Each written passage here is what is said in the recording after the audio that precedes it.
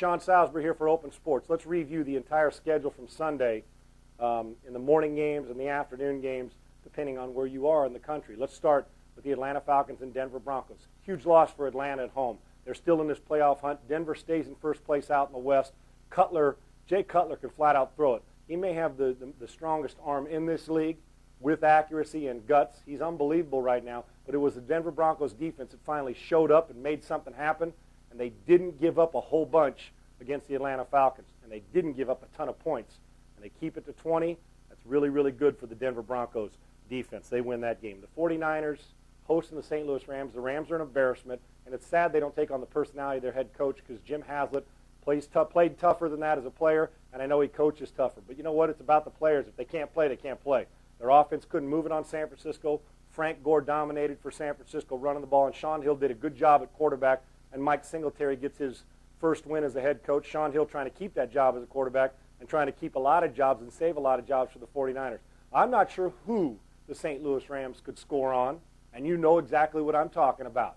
They're bad. They need wholesale changes. This is a football team that's embarrassing themselves, and I don't know how they owe half their money back, or that the franchise ought to give the season ticket holders, how to cut their price in half and give them half back for the season. It's bad. And that's even when they went on the road. They ought to get half for going on the road and losing like they did to the 49ers.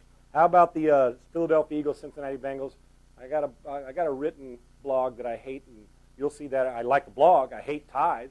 You can check that out from yesterday. But also I'm going to talk about overtime and how it needs to be changed. That's something that's in my craw.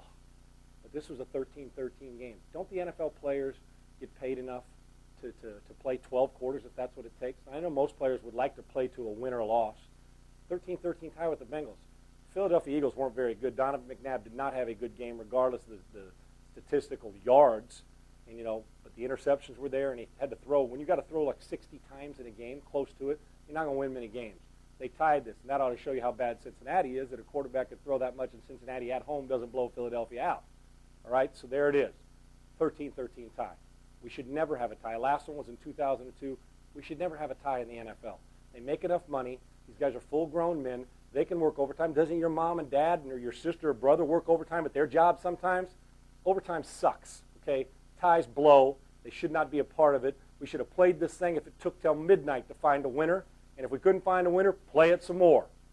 13-13 tie. Both those teams are going to miss out on the playoffs. And what? Well, that's not saying much with the Bengals. They're going to miss out on the playoffs until 2040 if it keeps this way. But this is going to end up hurting the Philadelphia Eagles in the end. I would have liked to see this game play. Yeah, it's better than a loss, which is obvious. It's still a tie, and they're no good. And they're no good for football either. Dolphins at Raiders, kind of an ugly game. I like the way both defenses played, and the Raiders' defense keeps coming on. But Chad Pennington, he sucked it up at the end and made some key throws. Ronnie Brown gets over 100 yards rushing. The Miami Dolphins just play like you're supposed to. It's real simple. They play like you're supposed to play, hard, and do anything they can to win, and they'll pull out every stop. I'm a huge fan of Tony Sparano, and I think we also got to consider him as this goes on. Jeff Fisher and those guys coach of the year, but Sparano ought to garner some votes because he's done an unbelievable job. And good teams and teams that are getting better win ugly, and that's exactly what the Miami Dolphins did in their football game. Tampa Bay and Minnesota.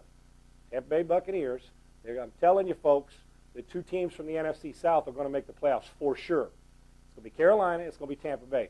And then they're going to battle for a third team, whether it's with the NFC East and the NFC South, whether that's a team like Atlanta or a team like Philly or a team like Dallas or Washington to get in.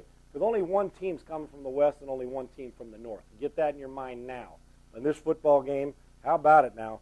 The Buccaneers continue to play just that defense. You know what? They're not flashy. They just do it, man. They do it. They don't let Adrian Peterson run wild. Gus Frerotte doesn't throw in the 20s and doesn't throw for 300 yards. Even though there wasn't a lot of turnovers in the game, they did just their job enough. Tampa does just enough to force this little turnover, this little field position. And if you guys don't think Jeff Garcia is a winner, then you know what? You don't know football. Jeff Garcia wins and continues to win and understands how to compete. And there's a lot of young guys who could take some lessons from Jeff Garcia on how to battle and how to compete. We'll finish the rest of the NFL schedule on the next video.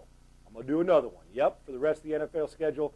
And yeah, Jeff Garcia, he'll have him in the playoffs again after all the nonsense that went on at the quarterback position.